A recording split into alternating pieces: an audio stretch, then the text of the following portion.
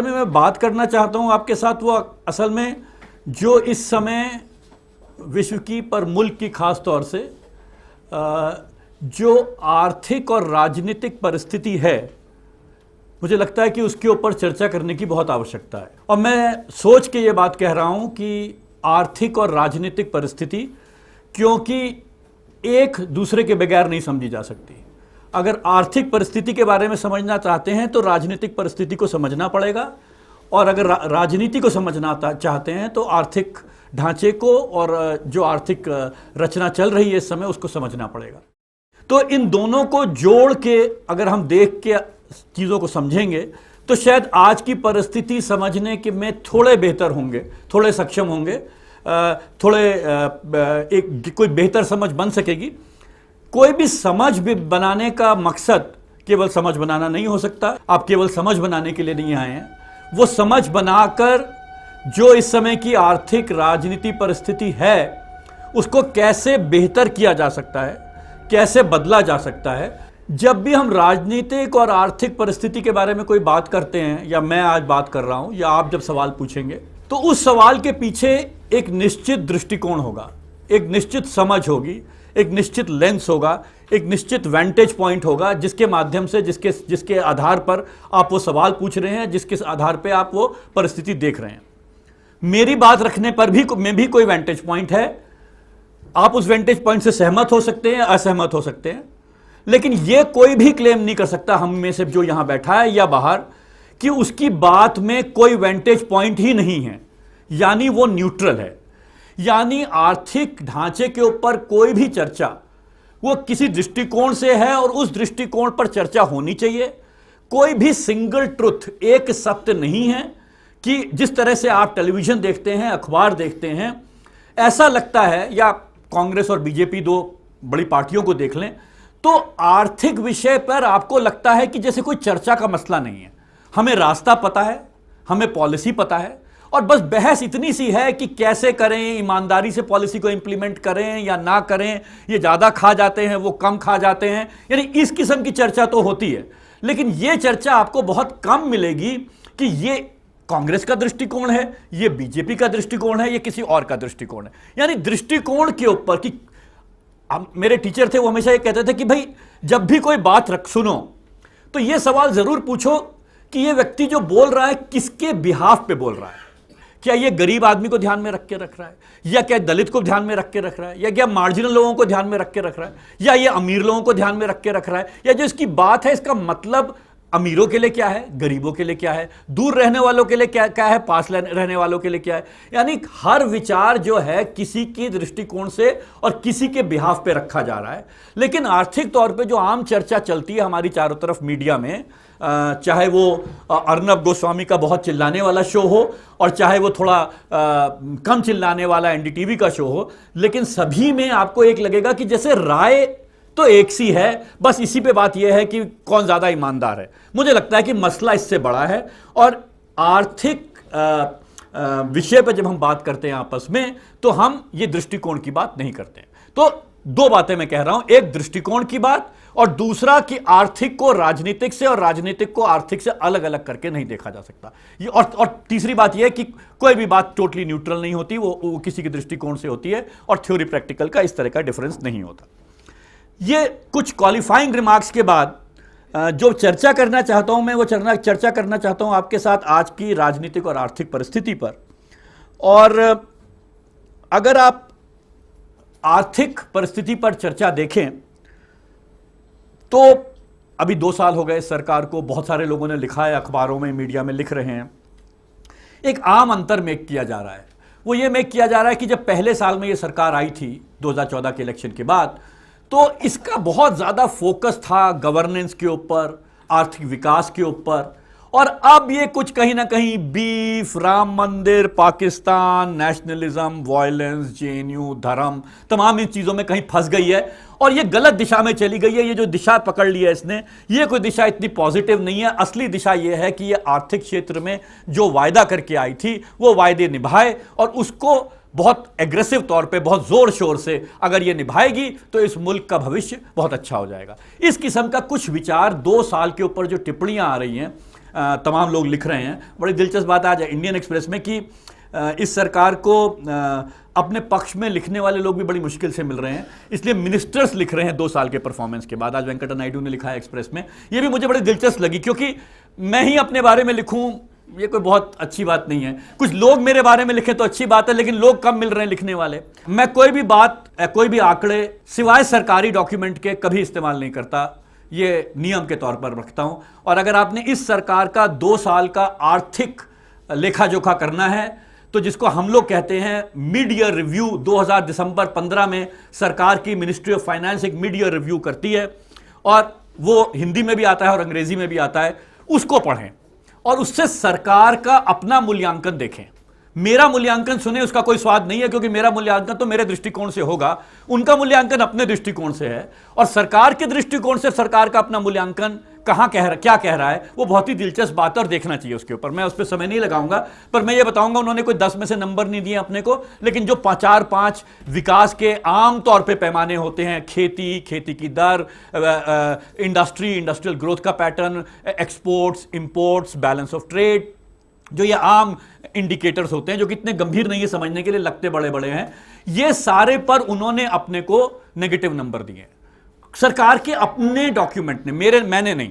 तो आप उसको देखिए कि वो अपना कैसे मूल्यांकन कर रही है। तो वेंकट नायडू जी ने जो भी आज लिखा हो, और वो भी कोई आंकड़े नहीं दे पाए, उन्होंने लिखा है कि भाई मंशा बहुत अच्छी है सरकार की, इसमें हमें भी कोई शक नहीं है कि उनकी मंशा बहुत अच्छी है, लेकिन हम ये समझना चाहते हैं कि वो क्यों कुछ नहीं कर पा रही, और जो कुछ कर रही है वो क्यों कर रही है। ये 2 सवाल महत्वपूर्ण है। तो बहुत सारे लोग ये विचार रख रहे थे कि ये जो मैंने बातें कही बीफ को लेके, राष्ट्रीयता को लेके, तमाम जो सारी चीजें चलती हैं जिसके बारे में आपके संग चर्चा हो चुकी है सुबह से, ये सारा कुछ ऐसा लोग समझने की प्रयास करते हैं कि ये अलग है, वो अलग है और ये अलग है। ये असल में जुगलबंदी है, और ये जुगलबंदी को समझना और इनके बीच के संबंधों को समझना बहुत महत्वपूर्ण है कि ये जुगलबंदी क्या है। कि जब आर्थिक तौर पर कुछ करना हो या आर्थिक तौर पर कुछ ना प्राप्त हो, इन दोनों परिस्थिति में ये जो दूसरी चीज है ये बहुत काम आती है।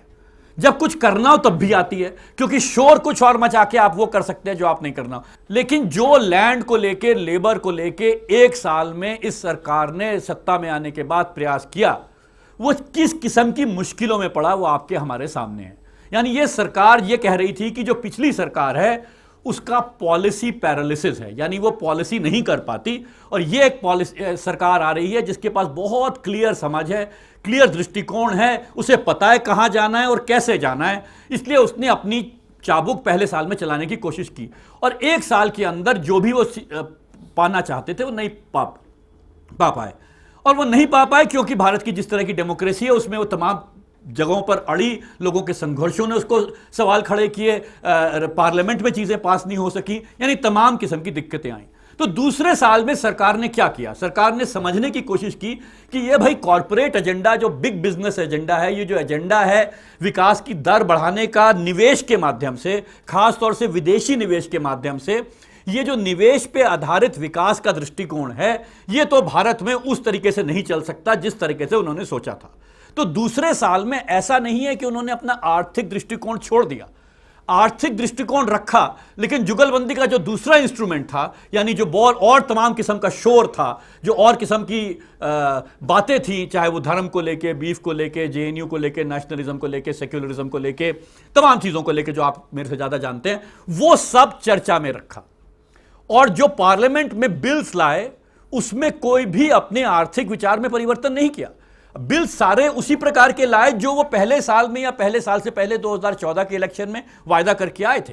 तो जो आर्थिक दृष्टिकोण था, सरकार ने लोगों के अपोजिशन से उसको बदला नहीं, उसको वहीं का वहीं ज्यों का त्यों रखा। इंतजार में है कि राज्यसभा के नंबर आ जाएं, एक तो यह है मसला, और दूसरा राज्यसभा के ना भी आए तो लोग अगर बाकी चीजों में व्यस्त रहें तो हम शायद धीरे धीरे सन्नाटे में ऑर्डिनेंसेस के माध्यम से पार्लियामेंट में बिना चर्चा के किए उन चीजों को परिवर्तित कर सके, जिससे कि जो ढांचा है आर्थिक विकास का वो निवेश के हक में खड़ा किया जा सके, खास तौर से विदेशी निवेश, विदेशी पूंजी के हक में। अब ये एक दृष्टिकोण है विकास का, ये भारत में बहुत समय से चल रहा है। इसमें हमें कंटिन्यूटी देखनी पड़ेगी बीजेपी और यूपीए में कि दोनों जने या दोनों पार्टियां का दृष्टिकोण ये है कि भारत का विकास, भारत का भविष्य इसमें संभव है कि यहां पर खूब निवेश हो, और निवेश जो है, निवेश की जो आधार है हमारा, वो विदेशी निवेश पर हो और डोमेस्टिक इन्वेस्टमेंट पर ही हो। अब विदेशी निवेश कोई समाज सेवी की संस्था तो है नहीं कि वो यहां आ जाएगी बिना मुनाफे की खोज के और अधिकतम मुनाफे की खोज के, क्योंकि विदेशी निवेश क्या है, वो आज हिंदुस्तान में है, कल मलेशिया में है, परसों ब्राजील में है, उसके बाद कहीं और है। तो वो तो निवेश तो कहीं भी घूम फिर सकता है। अगर आप देखें जो ये पूरा जिसको ग्लोबलाइजेशन कहते हैं, ग्लोबीकरण या वैश्वीकरण हिंदी में जो भी कहें इसको, तो ये जो पूरा ग्लोबलाइजेशन का दौर रहा है, ये दिलचस्प दौर है। ये दौर ये है कि इसमें निवेश पूरी तरह मोबाइल हो चुका है। इस फोन से मैं अभी जिस मार्केट में, आप स्टॉक मार्केट में कहें, जर्मनी से लेके कहीं पर, मैं आज इन्वेस्टमेंट कर सकता हूं स्टॉक मार्केट में इस फोन पे से, इस कमरे में बैठ के। तो पूंजी तो पूरी तरह विकास मोबाइल हो चुकी है। लेकिन अगर आप सोचे कि आप एज लेबर मोबाइल हो गए हैं, आप जहां चाहे नौकरी कर सकते हैं, जहां आपको अच्छी आमदन मिले आप वहां नौकरी कर सकते हैं, तो ऐसा नहीं है। तो ये जो खास किस्म का ग्लोबलाइजेशन है, जिसमें एक चीज का पूरी मोबिलिटी है, यानी कैपिटल की पूरी मोबिलिटी है, निवेश की पूरी मोबिलिटी है, इन्वेस्टमेंट की पूरी मोबिलिटी है, पर लेबर की मोबिलिटी नहीं है। ये जो एक समझ है ग्लोबलाइजेशन की, वैश्वीकरण की, उस समझ के अंदर भारत की जो दो बड़ी राजनीतिक दल हैं, वो ये समझते हैं कि इस परिप्रेक्ष्य में भारत का विकास तभी संभव है जब हम निवेशकों को खुश कर सकें। और इसका उदाहरण बहुत अच्छा है कि हमारे प्रधानमंत्री, ये देश है गांधी का, अंबेडकर का, भगत सिंह का, जिसका आप ठीक समझे बना लें इसको देश का। इस देश ने बहुत सपने लिए हैं कि ये देश कैसा होना चाहिए था आज़ादी के आंदोलन में से लेके, पर हमने में से और हमारी प्रीवियस जनरेशन में भी, आप और मैं और मेरे से प्रीवियस जनरेशन, किसी ने कभी ये नहीं सोचा था कि इस मुल्क की पहचान ये होगी कि हमारा प्रधानमंत्री विश्व के तमाम मुल्कों में जाके ये कहेगा कि हमारा मुल्क सबसे सुंदर है किस चीज के लिए, ईज ऑफ डूइंग बिजनेस, व्यापार के लिए सबसे अधिक सुविधाजनक मुल्क है हमारा। यानी हमारे मुल्क की एक ये नई पहचान बनाने का प्रयास चल रहा है। हम एक ही नारा लेके जाते हैं, हमारे मुल्क आइए, निवेश करिए, ease of doing business. Hindustan में निवेश करने की जो परिस्थिति है, व्यापार करने की जो परिस्थिति है, वो बहुत ही सरल है, इसलिए आप यहां आकर करें। तो ये एक नई मुल्क की पहचान। ये क्यों कहा जाता है? वो इसलिए कहा जाता है क्योंकि विकास की एक समझ है, और वो ये समझ है कि विकास की दर तभी बढ़ाई जा सकती है जब अधिक से अधिक निवेश आए। और ये निवेश कौन सा होगा? ये प्राइवेट इन्वेस्टमेंट होगा, ये निजी निवेश होगा। और निजी निवेश, आपके और मेरे पास तो इतना धन नहीं है, तो निवेश कौन करेगा?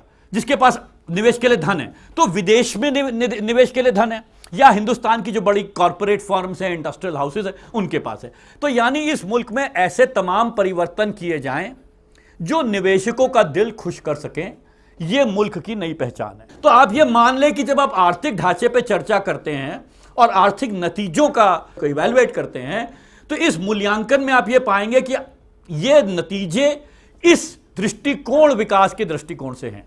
इस विकास के दृष्टिकोण में लोगों की मांग की, जिसको हम लोग अर्थशास्त्र में कहते हैं डिमांड की, कोई खास रोल नहीं है। आपकी जेब में पैसा हो या ना हो, आप खरीद पाएं या ना खरीद पाएं। मेक इन इंडिया क्या है?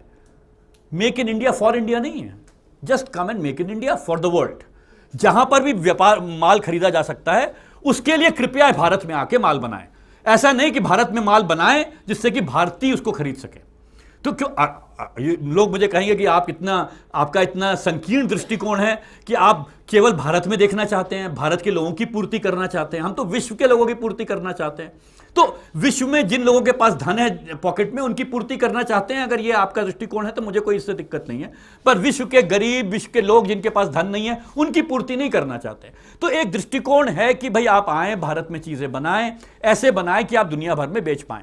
अब बेच पाएं तो कैसे बेच पाएं? आप तभी यहां आएंगे जब मुनाफा अधिक होगा। मुनाफा अधिक कैसे होगा? जब आपका बनाने की कीमत बहुत कम होगी। बनाने की कीमत कैसे कम होगी? जो बनाने के कंपोनेंट्स हैं वो सबसे कम हो। भारत के पास सबसे बड़ी ताकत क्या है? इंफ्रास्ट्रक्चर, बिजली की हालत आप जानते हैं, रोड की हालत आप जानते हैं। यानी जिसको हम कहते हैं इंफ्रास्ट्रक्चर, वो हिंदुस्तान का मोस्ट एफिशिएंट इंफ्रास्ट्रक्चर नहीं। तो अगर इंफ्रास्ट्रक्चर देखना है तो आपका सिर घूम जाएगा कि उन्होंने अगर बीजिंग पे 2 रिंग रोड की जरूरत थी तो 7 बना दी, सीधे ही 7। हमारी जैसे 2 रिंग रोड है दिल्ली में, रिंग रोड और आउटर रिंग रोड, तो उनका बीजिंग में भीड़ हो जाएगी तो ऐसा करते हैं 7 रिंग रोड बना देते हैं। तो हमारे पास क्या ऐसी चीज है जिसे निवेशक को हम अपने पास बुला सकते हैं? तो केवल हमारे पास जो श्रम है, श्रम की कीमत अगर हम कम कर दें तो निवेशक शायद, और मैं शायद बहुत मोटे तौर पे अंडरलाइन कर रहा हूं क्योंकि मेरा समझ यह है कि निवेश कभी भी उस कारण से नहीं आता, वो मैं बाद में कहूंगा क्यों। तो श्रम की अगर कीमत हम कर दें तो निवेश यहां पर आएगा। इसीलिए आप देखिए कि जब ये सरकार सत्ता में आती है तो सबसे पहले लेबर लॉस को और लैंड को और एनवायरमेंट को, हम इकोनॉमिक्स की भाषा में कहते हैं फैक्टर्स ऑफ प्रोडक्शन। किसी भी चीज को पैदा करने के लिए 3 फैक्टर्स ऑफ प्रोडक्शन है, land, labour, capital of course 1, and आजकल एनवायरमेंट भी। तो इन्होंने सबसे पहले कोशिश की कि जो ये चारों फैक्टर है, कैपिटल, तो कैपिटल को जितनी सब्सिडी दे सके उसको सस्ता कर दें, लेबर के जितने वेज दबा सके जिससे कि उसको सस्ता कर सके, एनवायरमेंट के एनवायरमेंट पे जितना रेगुलेशन कम कर सके जिससे कि कोई इंतजार ना हो, इसलिए वो उसकी कॉस्ट कम हो जाए। यानी हर जो फैक्टर ऑफ प्रोडक्शन है, लैंड आपके सामने है, लैंड पे क्या करने का प्रयास किया, यानी सभी फैक्टर्स ऑफ प्रोडक्शन की कीमत कम करने का प्रयास, जिससे कि पूंजी को लगे कि मुझे यहां मुनाफा की अधिक संभावना है और इसलिए मैं इस मुल्क में आ सकता हूं। नतीजा आपके सामने है। हमारे यहां बड़ा मुश्किल है निकालना कि श्रम की पूरे उत्पादन में कितनी कीमत है, क्योंकि बहुत सारा उत्पादन हमारे यहां इनफॉर्मल सेक्टर में होता है। पर अगर आप फॉर्मल ऑर्गेनाइज्ड मैन्युफैक्चरिंग सेक्टर जिसको हम कहते हैं, जिसके आंकड़े एनुअल सर्वे ऑफ इंडस्ट्रीज में मिलते हैं, अगर उसमें आप देखेंगे तो टोटल जो वैल्यू एडेड या टोटल आउटपुट कह लें, जो कुल उत्पादकता है, उसमें श्रम की कीमत वेरी करती है 4% से लेकर 8-9%। 10 मान लीजिए, तो मान लीजिए 5 और 10% टोटल कॉस्ट ऑफ प्रोडक्शन का श्रम पे जाता है। अब अगर मान लीजिए 10% है तो कितनी वेज कम करेंगे, कितना स्क्वीज करेंगे इसको? 8 पे ले आएंगे, 7 पे ले आएंगे, 5 वाले को 4 पे ले आएंगे। अनफॉर्चुनेटली अभी कैप्सूल नहीं बना है, लोगों को भोजन चाहिए, तो उसको 0 तो नहीं कर सकते। यानी श्रम को कुछ ना कुछ आय तो देनी पड़ेगी, नहीं तो लोग मर जाएंगे, क्योंकि आफ्टरऑल खाना तो खाना पड़ेगा। तो यानी श्रम की कीमत, जिसको हम इलास्टिसिटी कहते हैं, श्रम को की कीमत कम करने की संभावना इतनी सी है। वो 10 और 5 के बीच में जो रेंज है, कितना भी स्क्वीज कर लो, इतनी ही स्क्वीज होनी है ऑर्गेनाइज्ड मैन्युफैक्चरिंग सेक्टर में। यानी अगर आप टोटल एक्सप्लॉयटेशन कर दें, 12 घंटे के बजाय 18 घंटे काम कराएं वगैरह वगैरह, तो आप इसको इतना ही कम कर पाएंगे। तो यानी 5% अगर केवल कारण है विदेश की निवेश का हमारे मुल्क में ना होने का, तो अब तक हो चुका होता। यानी हमारी कॉस्ट ऑफ प्रोडक्शन इससे कहीं अधिक है और कारणों से अधिक है, जिसको हम इंफ्रास्ट्रक्चर कहते हैं। वो 20 से 30% है टोटल कॉस्ट ऑफ प्रोडक्शन का, जिसमें इलास्टिसिटी है उसको कम करने की। पर उसको कम करने के लिए बिजली में चोरी कम करनी पड़ेगी, उसमें कम करने के लिए जो सड़कें बनती हैं उसकी चोरी कम करनी पड़ेगी। जो प्रोजेक्ट 6 महीने में खत्म होने के बजाय 3 साल में खत्म होनी है, तो उनको 6 महीने के बजाय 5 महीने में खत्म करना पड़ेगा, तब तो उसकी कीमत प्रति यूनिट कम होगी। लेकिन वो कम करने के लिए तो सरकार को, जिसको कहते हैं गवर्नेंस, बेटर करनी पड़ेगी। वो बड़ा मुश्किल काम है, उसको अपने को देखना पड़ेगा, लेकिन आपको देखना सरल है। इसलिए श्रम को कम करने का नारा हम देके ये परिवर्तन करने की प्रयास करते हैं। अगर श्रम की कीमत के कारण निवेश आता तो पता नहीं निवेश कहां जाता। आपको उन जगहों का मैं नाम भी नहीं बता सकता, क्योंकि सबसे चीप लेबर तो उन इलाकों की होगी। श्रम निवेश कहीं और जाता है और कारणों से जाता है। तो एक तो ये जो विकास का दृष्टिकोण था, उसके माध्यम से जो पॉलिसी बना रही थी, इसमें कोई संभावनाएं नहीं है कि इतनी आसानी से हमारे पास निवेश आएगा। तो एक कि निवेश के माध्यम से विकास, जिसमें मांग का कोई रोल नहीं है। निवेश की जब लोग बात करते हैं तो हमारे आर्थिक इकोनॉमिक थ्योरी के हिसाब से कह रहे हैं कि ये सप्लाई साइड में विश्वास करते हैं। ये समझते हैं कि विकास इसलिए नहीं हो पा रहा क्योंकि चीजें पैदा नहीं हो रही हैं। तो अगर पैदावार करा दे तो पैदा से अपने आप मांग पैदा हो जाएगी, और मांग पैदा हो जाएगी तो चीजें बिकने लगेंगी। ये दृष्टिकोण है जो बीजेपी, कांग्रेस और इन पार्टियों की फिलॉसफिकल इकोनॉमिक फिलॉसफी के पीछे है। सप्लाई साइड इकोनॉमिक्स इसको हम कहते हैं।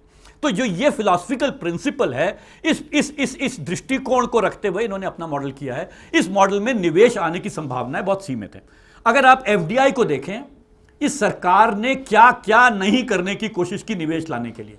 2010 से 12 12 से 14 और 14 से 16, 2-2 साल की अगर आप 3 पीरियड में निवेश के आंकड़े देखेंगे तो आप पाएंगे कि 2014 से 16 के बीच में जो विदेशी निवेश भारत में हुआ है वो अधिक से अधिक उस स्तर पे पहुंचा है जो 2010 और 12 के बीच में प्राप्त हुआ था या 2012 और 14 के बीच में हुआ था। यानी यूपीए सरकार जो पॉलिसी पैरालिसिस से ग्रसित थी, उसने जितना विदेशी निवेश प्राप्त किया था उतना ये पॉलिसी पैरालिसिस से जो ग्रसित नहीं है सरकार, जो पॉलिसी एग्रेसिव है, वो भी उतना ही अचीव कर पाई है। तो यानी डोमेस्टिक इकोनॉमी पे, यानी अंदर के दृष्टिकोण से अगर आप कहें कि पॉलिसी पैरालिसिस पॉलिसी एग्रेशन से कुछ फैसले निकलते हैं निवेश के, और डोमेस्टिक इन्वेस्टमेंट को भी देखें, इस समय भारत में कुल जो घरेलू निवेश है उससे कहीं प्रतिशत अधिक, हम इसको अंग्रेजी में कहते हैं आउटवर्ड फॉरेन डायरेक्ट इन्वेस्टमेंट, यानी भारत की वो फर्म्स, वो कंपनियां जो विदेश में जाके निवेश कर रही हैं, भारत की कंपनियां, तो जो निवेश भारत की कंपनियां विदेश में कर रही हैं वो बहुत अधिक है बनिस्बत इसके कि जो भारत की कंपनियां भारत में कर रही हैं। तो अगर इन दोनों को जोड़ेंगे तो भारत का कुल पूंजी भी बाहर जा रही है, because outward foreign investment is more than what the domestic investment is, and the foreign direct investment जो यहां पर हो रहा है उसकी गति उसकी दर कोई बहुत अधिक नहीं है। नीति आयोग के सीईओ हैं, उन्होंने अभी एक अपना विजन बताया है भारत सरकार के बिहाफ पे।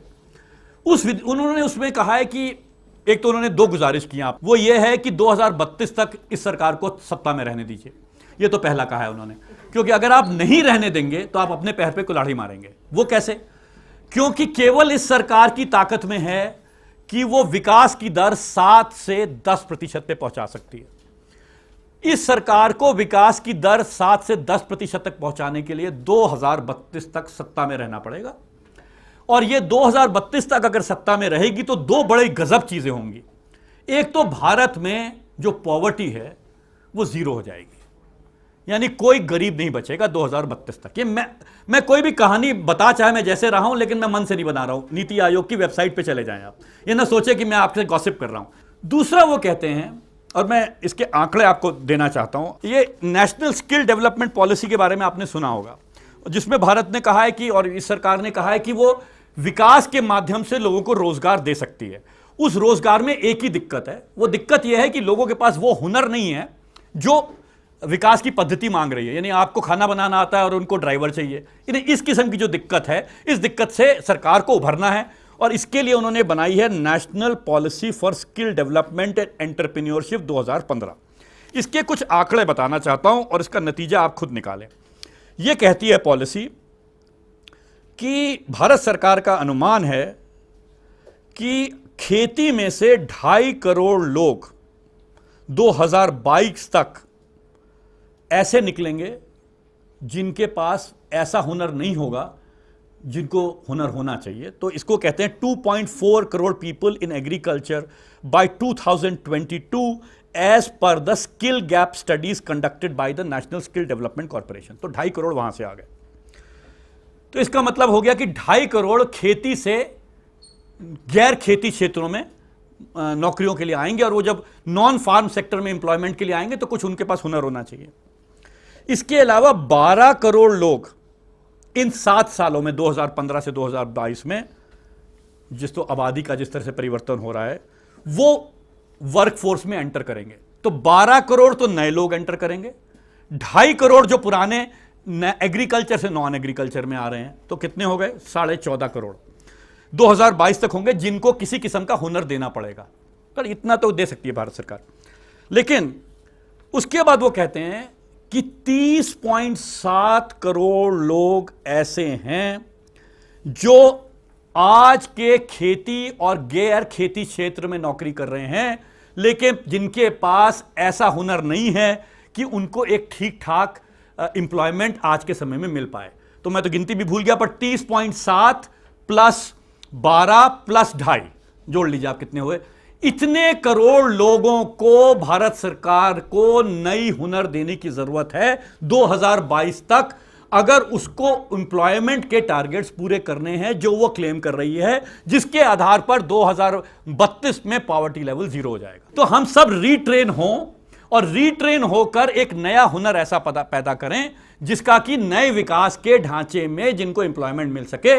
तब हम जीरो पॉवर्टी लेवल्स 10% की जब विकास दर आएगी 2032 में आएगी, तब जाके ये सब होगा। तो यानी आंकड़े इसलिए मैं बताता नहीं क्योंकि इतने मुश्किल है इनको सोच के इनका जोड़ निकालना कि ये 2032 तक मैं तो शायद जिंदा नहीं रहूंगा, आप लोग का पता नहीं, तो क्या हिसाब लगाएंगे आप और क्या नतीजा निकालेंगे आप, ये आप सोच के देखिए। अब ये तो मान लीजिए कि आंकड़ों की कमी है, तो सरकार क्या कहती है कि वो एम्प्लॉयमेंट कैसे देगी, कैसी स्किल पैदा करेगी, वो और भी दिलचस्प है। वो कहता है the framework to meet this, जो ढांचा, जो समझ है इस ऑब्जेक्टिव को मीट करने के लिए, उनको हमें इसके लिए आवश्यकता है कि हम लोगों में हुनर तेजी से पैदा करें, बड़े पैमाने पर पैदा करें और बेहतर क्वालिटी का पैदा करें। 3 बातें कहती है, स्केल,